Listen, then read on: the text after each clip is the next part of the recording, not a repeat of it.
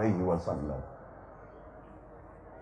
Ikhwati rahimakumullah, di antara taktik musuh Islam di era ini yang kita kenal dengan nama Fourth Generation of War, Fourth Generation Warfare, gaya perang generasi keempat, Al-Harb Jil Ar-Rabi', perang generasi keempat. Tidaklah lagi peperangan dan invasi, tidaklah lagi penjajahan dengan cara mengirimkan tank-tank dan pesawat dan pasukan, tidak. Penjajahan di era ini dengan cara yang dicontohkan oleh Abdullah ibnu Saba di masa awal fitnah, yang dimana pola inti mereka pertama, menyebarkan dusta-dusta, hoax, kabar-kabar yang membawakan kebencian antara unsur-unsur masyarakat yang ingin mereka taklukkan. Dibawakan berita-berita sehingga terbentuklah dan tersusunlah kebencian antara para rakyat dengan penguasanya, antara ras dengan ras yang lain, antara satu suku dengan suku yang lain, antara satu agama dengan agama yang lain. Dibentuklah kebencian demikian dengan kabar-kabar dusta yang mereka bawakan. Tidakkah demikian pula cara Abdullah ibnu Saba? Demikian dengan mudah mereka membawakan dan menyebarkan kabar dusta itu, dikarenakan media-media yang ada adalah mereka yang menguasainya.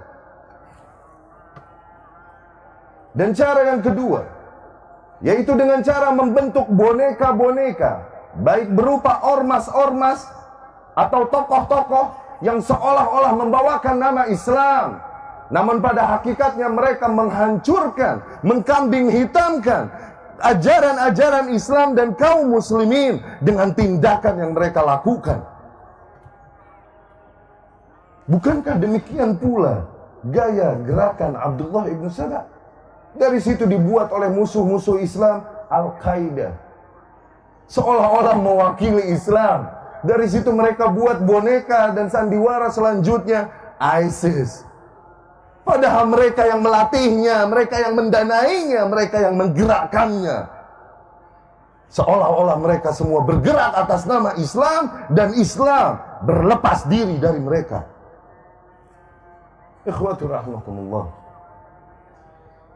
Yang gerakan-gerakan semua tersebut bertujuan agar dibenturkan unsur para masyarakat dengan penguasa yang ada, sehingga meratalah kerusakan yang terjadi pada negeri-negeri musuh.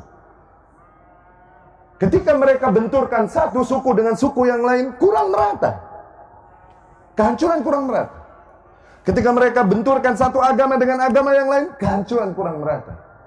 Namun sangat efektif kehancuran merata di antara umat ketika mereka benturkan para rakyat dengan unsur penguasa. Demikianlah puncaknya yang terjadi di Arab Spring, Ar-Rabi' Al-Arabi, dimulai tahun 2010, ketika mulai negeri-negeri kaum muslimin yang berada di Arab, mereka semua bergerak dengan nama kebebasan berpendapat, kebebasan berbicara, menuntut keadilan, menegakkan hukum Allah. Dengan nama itu, mereka semua bergerak dan membenturkan diri mereka dengan penguasa yang ada. Dimulai dari Tunus, kemudian diikuti Libya, kemudian diikuti Syria, kemudian diikuti Mesir, kemudian Yaman, dan seterusnya.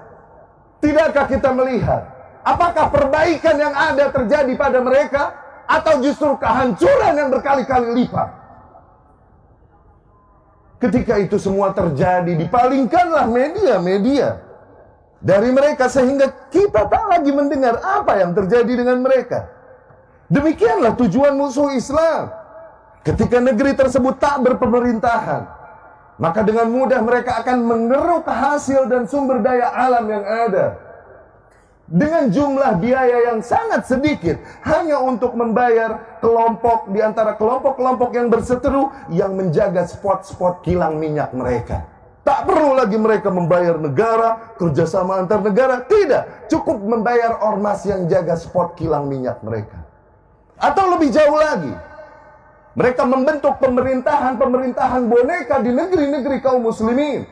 Dengan tujuan agar semua pemerintahan ini berpusat kepada satu negeri yang berkuasa. Ini yang dikenal dengan nama New World Order.